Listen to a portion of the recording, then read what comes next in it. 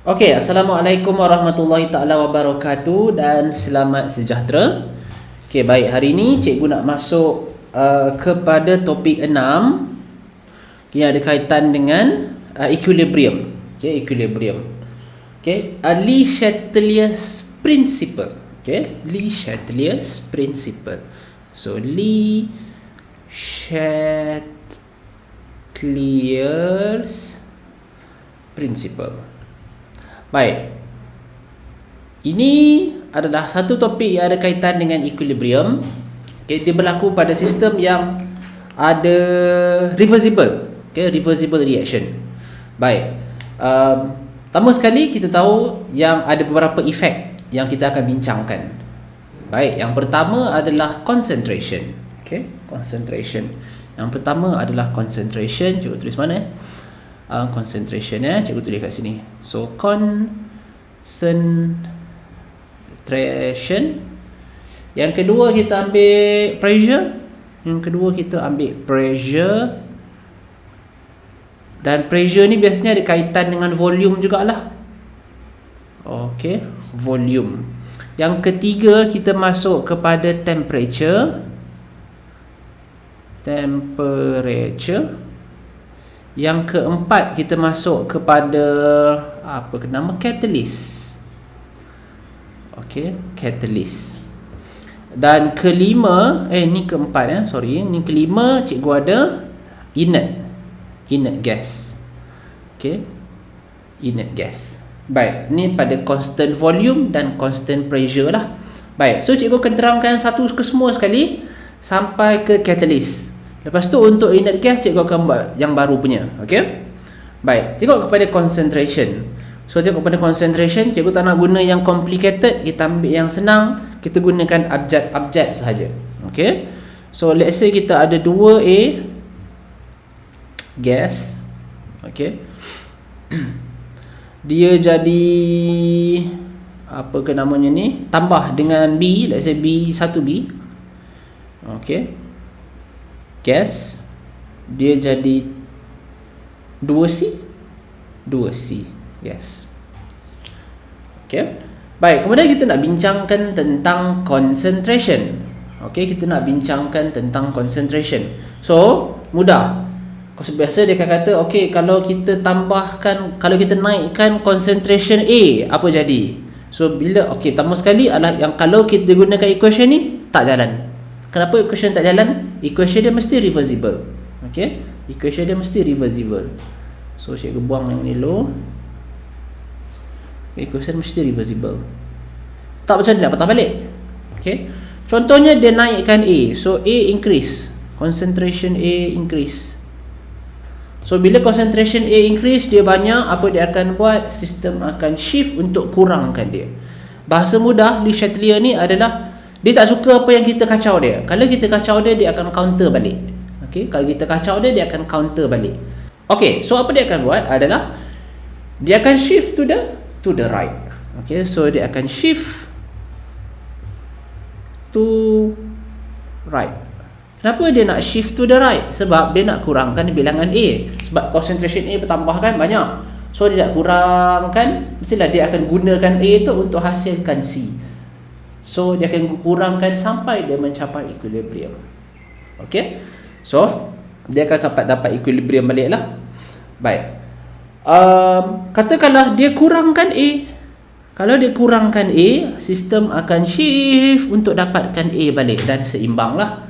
Baik. Kita ada yang kiraan untuk cari dia punya keseimbangan ini ataupun equilibrium, iaitu kalau cikgu tak silap, masih ingat ini, K, kita gunakan K equals to, let's say K, dari KC dan KP, KC dan KP, iaitu kalau let's say cikgu ambil KC concentration, maka dia adalah concentration of product,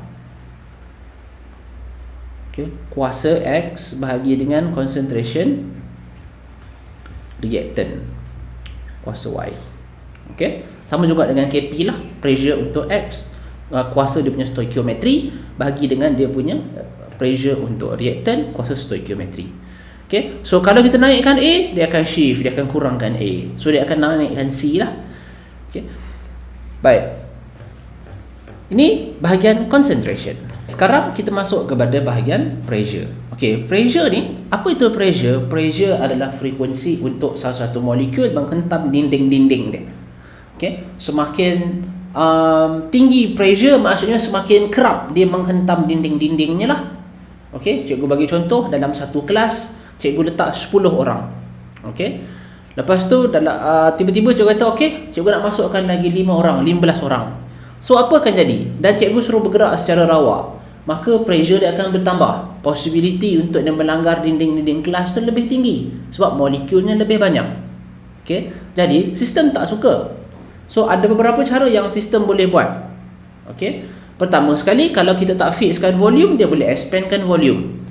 Okey, tapi kalau kita dah fixkan volume, maka sistem tak ada cara lain kecuali dengan mengurangkan bilangan molekul. So bila pressure bertambah, okay, bila pressure increase, sistem nak kurangkan pressure. So nak kurangkan pressure, macam mana nak buat? Dia akan kurangkan bilangan molekul. So macam mana nak kurangkan bilangan molekul? Dia akan pergi ke arah bilangan stoikiometri yang lebih rendah. Contohnya dekat sini ada 3, betul? Alamak, dah habis dah buat. Tak apalah, dah kering. Okay, sini ada 3. 2 campur 1. Yang ini ada 2. So sistem nak pergi ke mana? Sistem akan shift to the right. So dia akan pergi ke sebelah kanan untuk menghasilkan banyak C. So dia akan gunakan 3, hasilkan 2. Gunakan 3, hasilkan 2. Maka akan berkuranglah bilangan molekul. Okey. Sama juga dalam kes volume. Apabila volume bertambah, volume bertambah. Contoh yang sama, dalam satu kelas ada 10 orang. Okey. Cikgu buat apa? Cikgu kata okey, cikgu buka satu partition, bagi besarkan kelas. Apa jadi? Apa jadi adalah tekanan akan rendah. Sebab kali ni yang 10 orang tu tak langgar dinding kelas tu makin jauh, betul? Jadi apa dia akan buat? Dia akan tambahkan bilangan molekul. Sama dengan kes ni. Apabila volume meningkat, pressure akan turun. Bila pressure turun, dia nak balik pressure yang asal. So dia akan tambah bilangan molekul. So shift to left. Okay, ini bahasa mudah dia lah. Kalau tak, kena tulis panjang sikit. Okay, equilibrium will shift to the left to regain back the pressure. Okay, baik. Sekarang kita masuk kepada temperature. So temperature pula Okay, contohlah cikgu buat dekat sini reaction ini adalah negatif. So bila negatif, maksudnya dia adalah exothermic. So katakanlah cikgu tambah increase temperature. Bila kita increasekan temperature, okay, bila kita naikkan temperature, sistem nak apa? Sistem mesti nak sejukkan balik. Okay, alah, bahasa mudah lah. Katakanlah cikgu kata dalam satu kelas ada 10 orang. Cikgu kata, baik, sekarang cikgu nak tutup kipas. So apa awak akan buat? Awak rasa panas. Bila rasa panas, awak rasa awak nak buka baju tu, awak buka baju, buka tudung, apa benda lagi lah, buat kipas guna kertas. Sebab apa? Sebab awak nak kurangkan temperature, nak kurangkan kepanasan itu. Sama juga dengan kes ini. Apabila kita naikkan temperature, sistem nak turunkan temperature. Tapi kalau sistem proceed to the right, dia akan proceed kepada exothermic. Exothermic ni panas. Kalau susah nak ingat exothermic ni, ingat satu je. Exhaust. Awak cuba dah letak kaki awak dekat exhaust motor tu. Okey, kalau sejuk, alhamdulillah. Okey. Baik, so exothermic reactionnya panas. Okey, exothermic reaction panas. So bila kita increase temperature, takkan dia nak pergi ke kawasan lagi panas. Mesti dia nak pergi kawasan lagi sejuk. So dia akan pergi to the left. Shift to the left. Kenapa? Bila dia pergi shift to the left, sebab dia adalah endothermic, yang lebih sejuk. Okay, so itulah kaitannya dengan temperature. Baik, so tadi concentration nak tengok apa? Tengok bahagian mana dia tambah, kiri ke kanan, ataupun bahagian mana dia kurang, kiri ke kanan. Kalau pressure, tengok bilangan stoikiometri yang ada. Kalau temperature, tengok kepada enthalpy. Kalau catalyst senang. Catalyst tak ada shift left, tak ada shift right.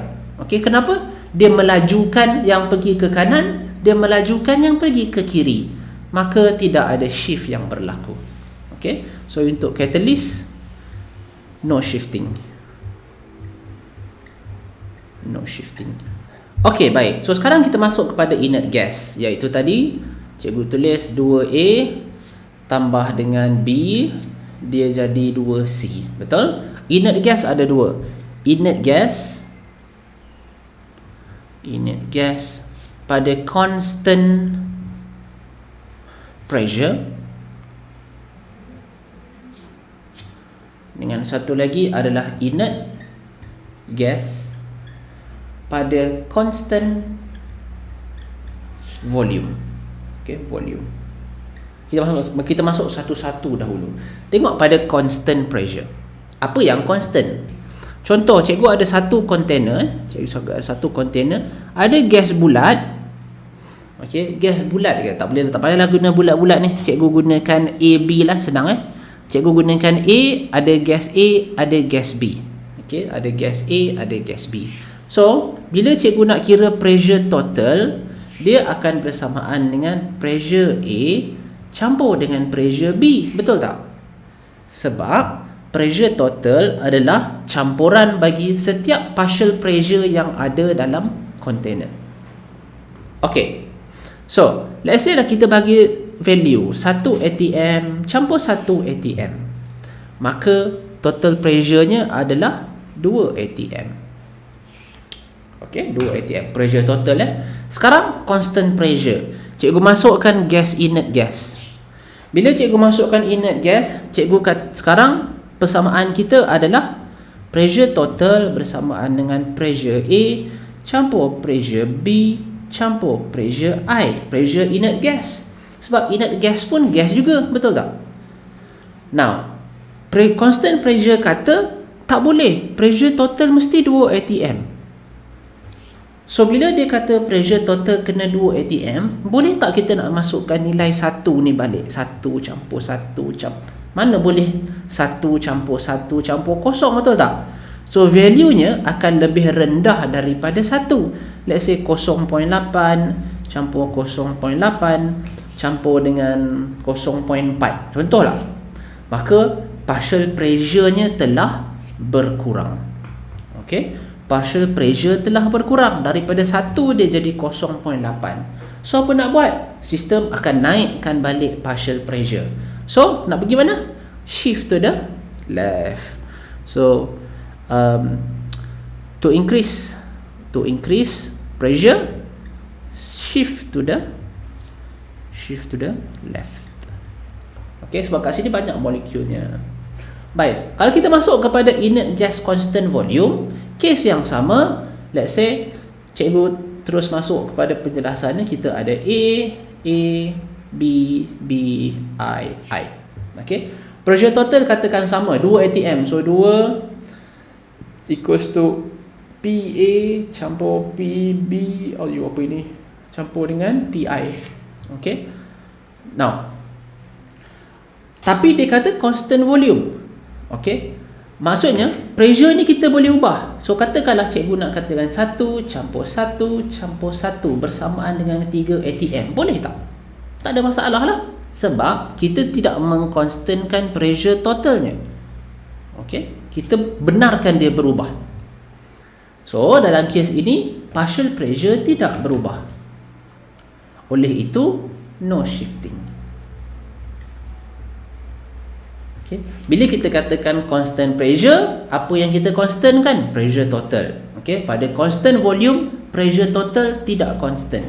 So that's why dia boleh berubah-ubah, maka partial pressure pun boleh berubah. Okay, dia boleh adapt balik. Baik, so itu adalah kaitan tentang constant pressure dengan constant volume. Okay, apa tips nak ingat? Okay, tips nak ingat adalah cikgu selalu ingat, kalau constant volume ni, volume constant, tak ada shifting. Okay, kalau constant volume tak ada shifting. So ingat satu cukup. maka satu lagi tu dia akan ada shifting lah yang berlaku. Baik, so itu saja. Okay, cikgu rasa topik dia agak panjang, cikgu jelaskan. So kita jumpa pada waktu yang lain, insyaAllah. So assalamualaikum warahmatullahi wabarakatuh dan selamat sejahtera.